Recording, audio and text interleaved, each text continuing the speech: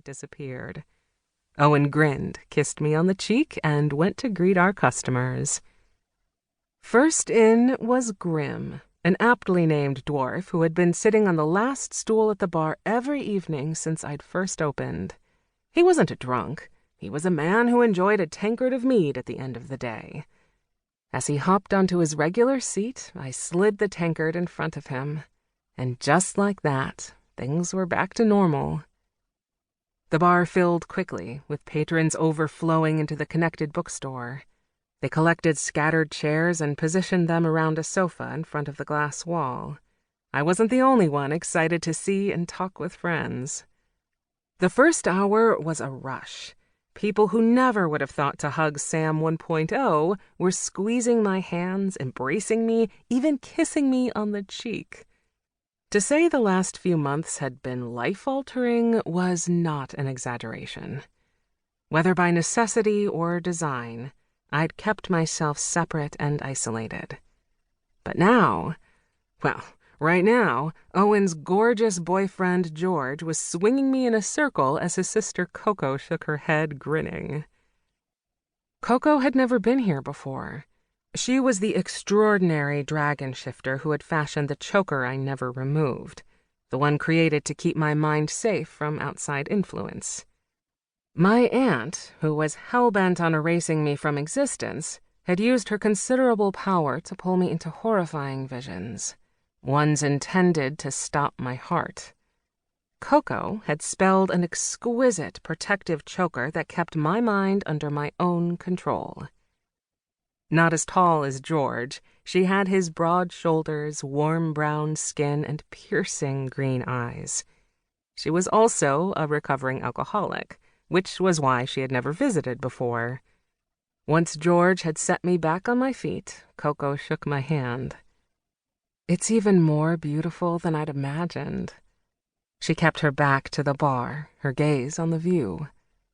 "I can't stay, just wanted to wish you well on your first night. To thank you properly for coming, let me get you something." When I reached behind her toward the bar, her eyes jittered. "No, thank you, I'm fine.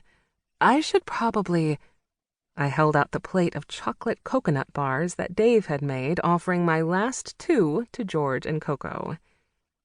Releasing a gust of air, she nodded, taking a bar and a bite. The groan made me smile. George took the last bar and finished it quickly, all the while keeping a strong arm around his sister.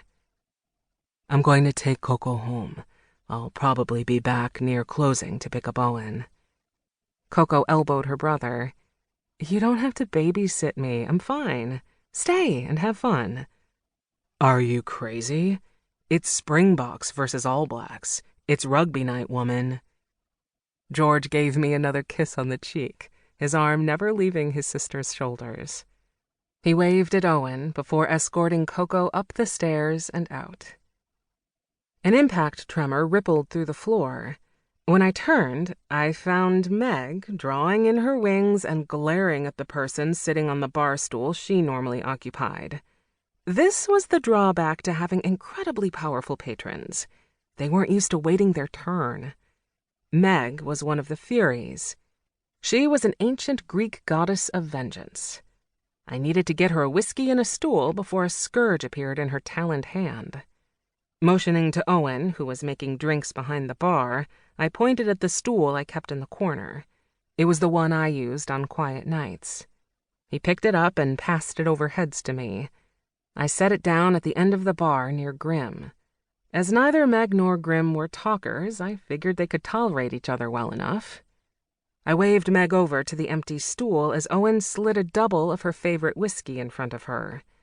Annoyed but placated, Meg sat. The kitchen door swung open and Dave started scribbling on the menu board we'd recently installed. It was best for all involved when Dave didn't interact directly with customers.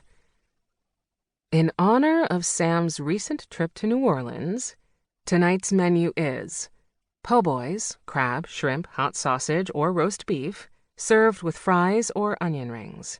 No substitutes. Don't piss me off. When Dave went back to the kitchen, Owen began circulating, taking orders.